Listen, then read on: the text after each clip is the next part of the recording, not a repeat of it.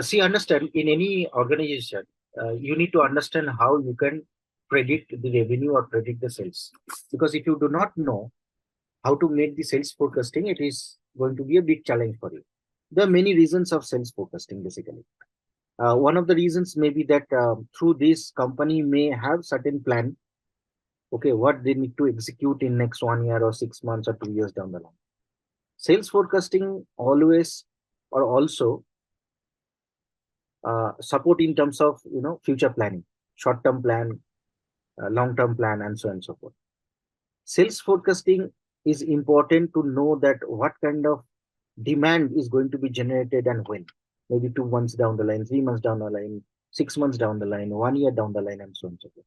Because the moment you know that 6 months down the line you are going to have increased number of sales, then definitely within this period, 6 months of time, you can improve your service quality department, you can improve your production department, you can talk to your vendors for the raw materials, what you need to require 6 months down the line, and so on and so forth. Because if you need raw material immediately, no vendor will be able to give you. So these things are mostly important, and definitely sales forecasting talks about the revenue.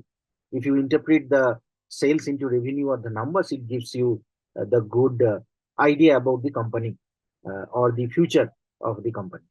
Okay, so there may be many reasons, maybe many reasons uh, in terms of sales forecasting, which is most important. But how we are going to do the forecasting in that? There are different types of methods. One is qualitative method, another is quantitative. Let's talk about something called qualitative method. Means wherein numbers are not involved that much. Okay, and in quantitative, we'll do the statistical analysis, some numbers, average, mean, median, mode, um, all of those statistical concepts. Now let's start with the qualitative techniques. There are many qualitative techniques are there, wherein one method is called as user experience method. User experience method is very easy and less expensive. User experience method is simply you are going to talk to your customers, or you would be users, or maybe you are giving some prototype of the product or services. Let them use in a smaller territory. Okay, you are giving customers, you are targeting from a smaller territory, one set of territory, and let them use that, and what kind of demand you are getting generated. That is called the user expectation. It means thing that you are doing a roadshow. You are doing a roadshow near this. I will say that let's say South Bangalore. Okay, and therein you try to understand that how many uh, prospective customers are interested and coming and checking your product, like let's say two-wheeler product or four-wheeler product. Okay, they are coming checking. You are giving them some idea. They are giving you some idea that they need, you know, electric car. They need hybrid car. They need, uh, you know, um, um, what I will say that um, clutchless car, whatever, or automatic car, or whatever. So user is giving input to you. You are trying to understand all of those things. You are making the changes in that particular product. You are going back to that particular set of users, and then you are generating the demand or the sales forecasting as per the user's expectations. Now, here one thing you should remember that the number of customers should be less. It should not be huge, because the customization is it's not possible. When we are talking about the user's experience method we are using. Okay. So number of customers, number of target customers should be less. Okay, and product should be well defined. It is not that it is not well defined. You are asking a laptop, you are giving a desktop. Somebody is asking four-wheeler, you are giving two-wheeler. Somebody asking for four-wheeler, you are giving lorry or truck, saying that it is eight-wheeler.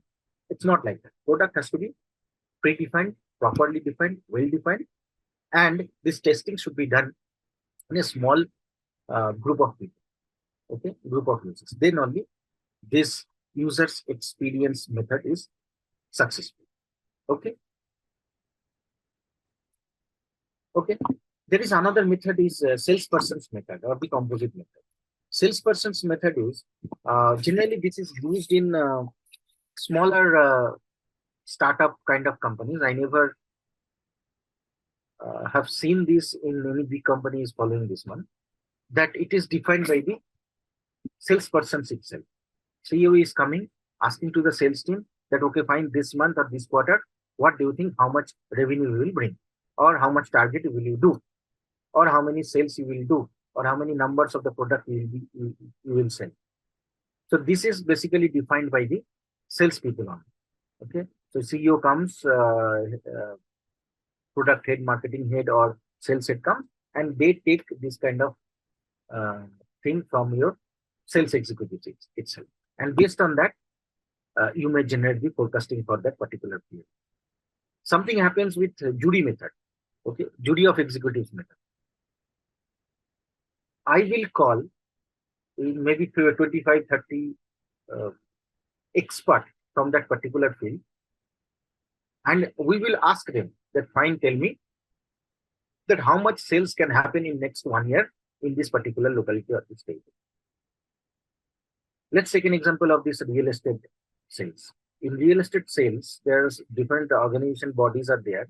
They define what will be the price rate in particular territory, particular locality, and so on and so forth. And based on that, they say that, okay, we will make sales of this much of units in next 1 year or 2 years. So in that case also, you can have the expert stock, jury stock. You can ask jury, experts, that what kind of, how much sales it may happen. Based on that, you are making the forecasting. Another technique is called the Delphi technique. Same thing, it's a jury method, but instead of putting all juries together in a single room and you are asking one by one, what do you think that what will be the sales numbers in next 1 year in this particular location, or pan India or pan world of that particular product or service, you are asking each and every expert of the jury separately, one by one, so that one particular jury is not biased by another particular jury's reference or any talk or any advice. Let's say jury A, the expert A, in a private room, he said that there will be 10 crore, I'm expecting 10 crore sales in this financial year. The same question you will ask to jury B separately in a closed room or closed place, wherein he will tell you that he is expecting, let's say, 8 crore sales in India. And another, let's say, jury C is telling 12 crores sales he is forecasting in India. So if I consider these three juries are different. They are blind. Okay, they do not know that which jury has told what, and it is your responsibility now to take an average of this 8 plus 10 plus 12 whatever divided by 3. So you can say that 10 crore sales will happen. This is the forecasting for this next financial year for this particular product and services for this local. This is the Delphi method, but Delphi method is almost equal to the jury except that blindness. Okay, same question will be asked differently to different juries separately. Okay.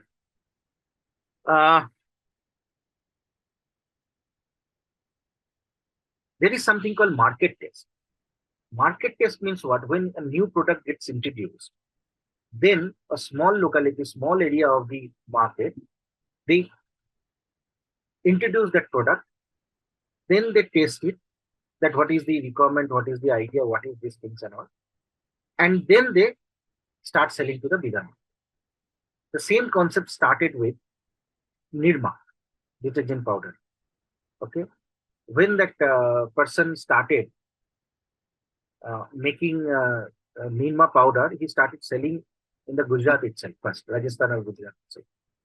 When it became very much popular out there, then Nirma came out from that particular locality or from particular state and started expanding their business over. So the market test is like that, that in a particular locality, small area, okay, you will start your business product or service giving that, and then you will try to understand how much sales is happening, how much acceptance market is having of that particular product and new product or service, and then accordingly you can make a sales forecasting. Okay, fine, next financial year in this particular locality it should be 10 crore, and then you can copy or apply the similar technique to some other areas. Okay, this is called a market test. Now, something which is I will say that now talk about some quantitative analysis. Now, out of this quantitative analysis technique, something which is most important is the time series analysis. Okay. Now, time series analysis is very important, and there is a formula also. The formula of the sales or sales forecast, whatever you say, equals to T multiplied by C multiplied by S multiplied by I. This is the formula. Now T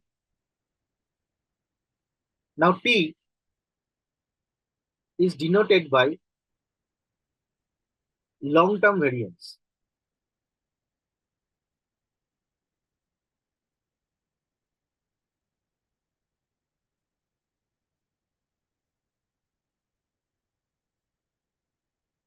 C is denoted by cyclic variance.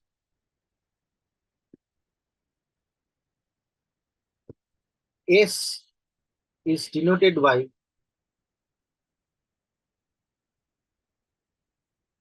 seasonal variance.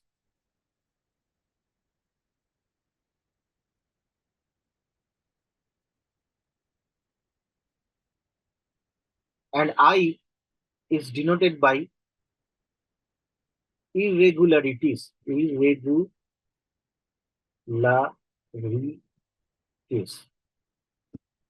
Okay. So the formula is sales. You can expect the sales, or you can have the sales forecasting like sales equals to T into S into I. This is the formula. T stands for long-term variance. C stands for cyclic variance. S stands for seasonal variance, and I stands for irregularities. Now let me explain you how you will be getting this numbers on that. Long-term variance means, when we are talking about long-term variance, means it's a long-term change. Means, let's say that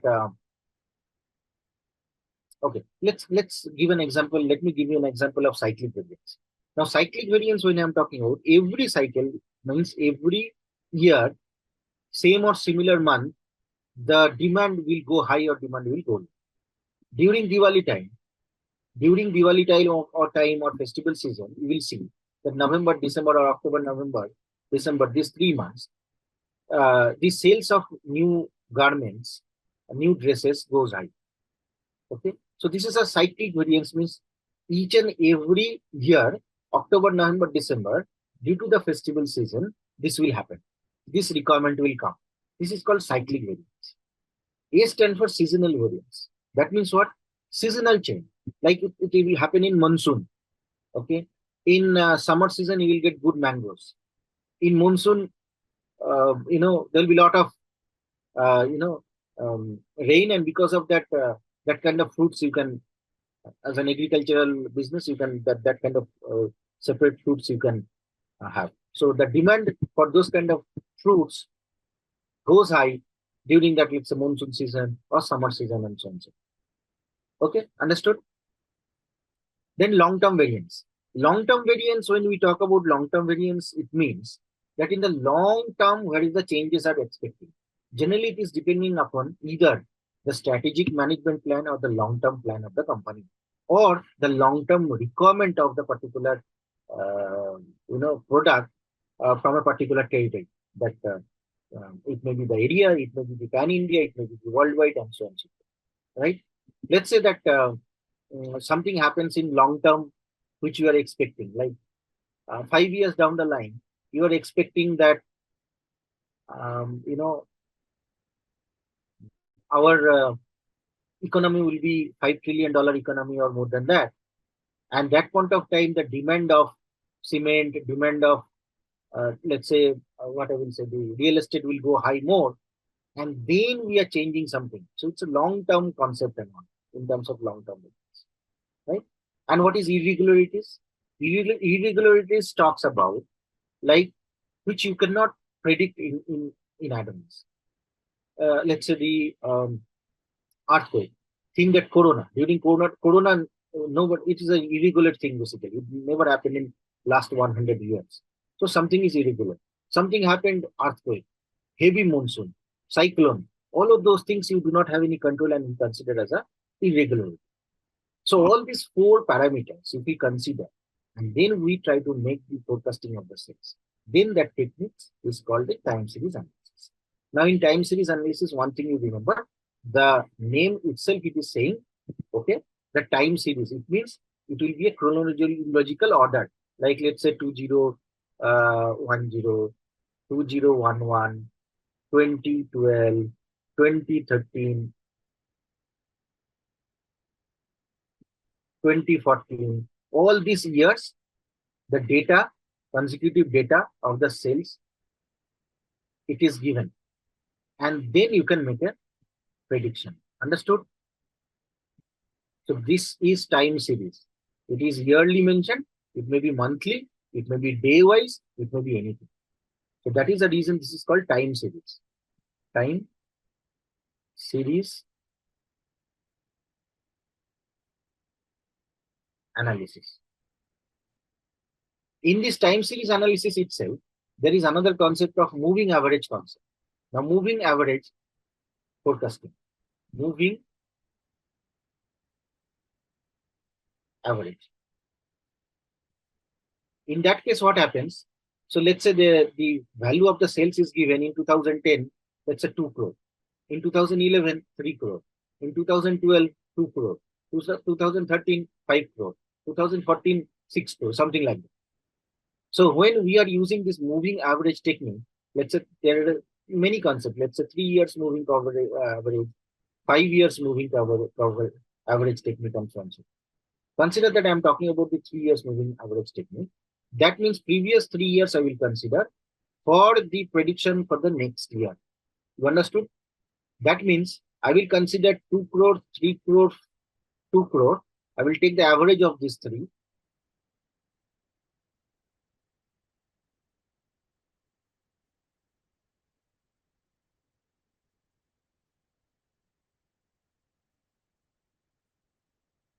Let's say 2.3 crore. So I will make the sales prediction that in the year of 2013, my sales will happen 2.3 crore. Now this is the prediction. It may be possible actual is high or less and so on and so forth, but generally prediction does not go wrong. This is the hypothetical example. So it may be possible that 5 crore is high, it is showing there. But when we are making this prediction, it will be close to that. So this is the way we do the forecasting of the sales through the moving average method. Any question in this? This is a simple average moving average method of 3 years. 5 years moving average method, we will consider the previous 5 years and then we will move it. Okay. And there are different techniques as such. That's what I told you, that 3 years, 5 years. Hope you have understood. Any question in moving average?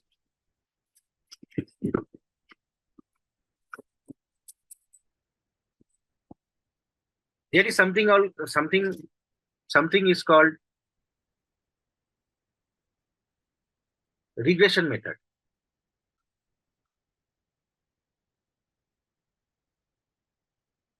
Through regression method also, you can predict. Let's say regression equation equals to y equals to a plus bx. Now this is constant. This is sales, which we want to predict. Okay.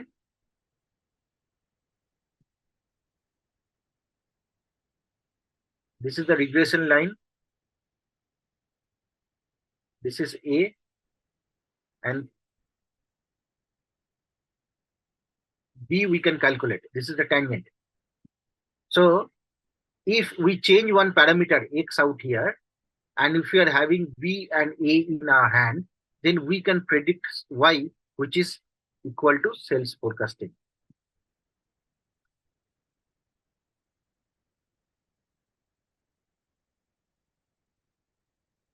Okay. Wherein X is the independent variable. Now, what is this X? X may be anything. X may be, you can say that gross output of the product. Okay. Anything, whatever you say. You can get the value of y. So this is called the regression method or regression correlation method, and through which you can predict the sales in advance on that. Okay. Think that one telecom company has made a sales of 2 crore in 2018, 3 crore in 2019, 5 crore in 2020, 3 crore in 2021. Now I want you to predict what is going to happen in 2022 and 2023. How will you do this? The moving average method we are using. Let's say 3 years moving average method we are using. Okay. So now think that 3 plus 5 plus 3 divided by 3. So it is coming 11 by 3, which is 3.7 roughly.